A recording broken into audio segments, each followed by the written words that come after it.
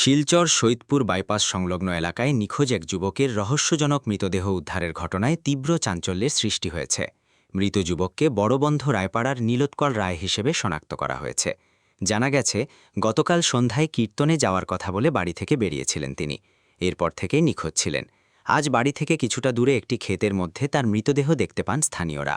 খবর পেয়ে ঘটনাস্থলে পৌঁছে পুলিশ মৃতদেহ উদ্ধার করে ময়নাতদন্তের জন্য শিলচর মেডিকেল কলেজ ও হাসপাতালে পাঠায়।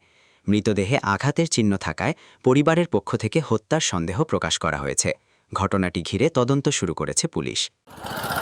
ঘটনা হয়েছে গিয়া কালকে আমার দাদা ঠিক সন্ধ্যা 6:30 নাগাদ ঘর থেকে বাইরেছিল। ঘর থেকে বাইর হওয়ার পরে আমরা পরিবারের মানুষ রাত্রে 12টা বাজে গেছে, তান্ডে কলও করা গেছে, কলের মধ্যে ফোনের মধ্যে কলও ঢুকছে।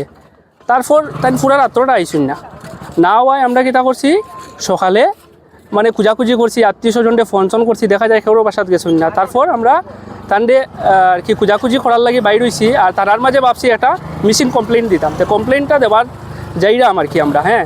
আর যাওয়ার রাস্তার মধ্যে দেখা যায় যে তার বডির খাপড় উপর ফেলায়। তারপর তো বডিটা দেখা গেছে না, কারণ জলের নিচে আছিল বডিটা।